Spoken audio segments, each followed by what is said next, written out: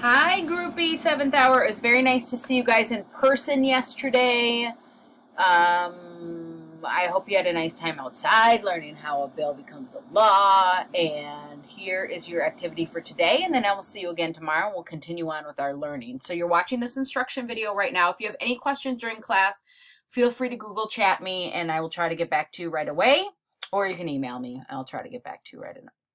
Oh, let's take away this extra too. Okay. Feel free to pause this instruction video at any time if you wanted to walk through, or you can watch it and then go back and do things. It's up to you.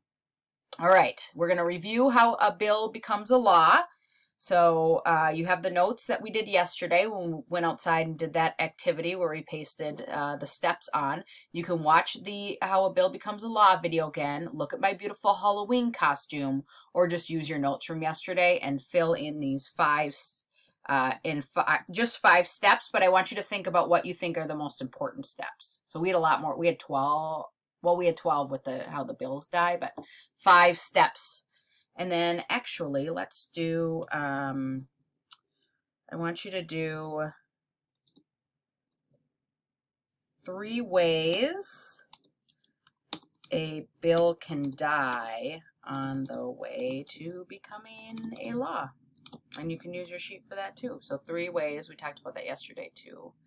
3 ways that it could die becoming a law.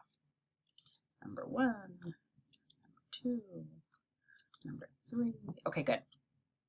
Okay, that makes sense. All right, and then I want you to start thinking, what is a law you think we should have that we don't? It can be silly. You cannot steal my avocados law because it's gold. So to think of something else, but it can be silly. It's okay. And then what should Miss Sawyer dress as for Halloween this year? Last year I dressed as Bill. Come up with something good this year.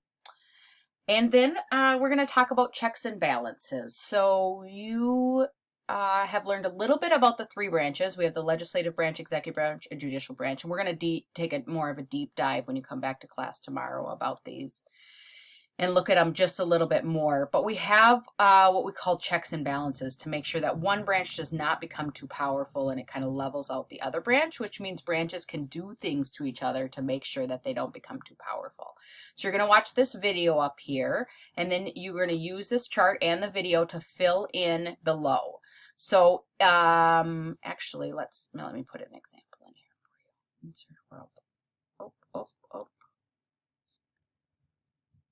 Insert row below. There we go. Okay, so overriding a veto. We talked about that yesterday, how Congress can get 66% and override the president's veto. So which branch has this power? That would be the legislative branch, because that's Congress. And then which branch is that a check on? Right? So that's a check on the executive branch because it's making sure that the president isn't just vetoing everything. They can kind of go around it if they need to. So this can be a little bit difficult thinking about the checks and balances, and we'll talk about this in class when you come tomorrow, but try to fill out the rest of the chart. Which branch has these particular powers and which branch is that a check on, and use the chart like I said and make sure you watch that video. And then the last is going to wrap everything up. You're going to play the match game on this Quizlet. So if you don't know where that is, here is the Quizlet. And you hit this match. I recommend playing it a couple of times because not all the terms are in the same game. But I'm pretty sure you've played this before, but you drag. So like which branch can say a law is unconstitutional? That would be the judicial branch. And then it disappears. When you're done, take a screenshot of your time, and then that's what you're going to paste in your worksheet here. So I know you've played, but play as many times as you want because you know that's fun. All right, so let me know if you have any questions. I hope you have a great day of independent learning, and I will see you tomorrow.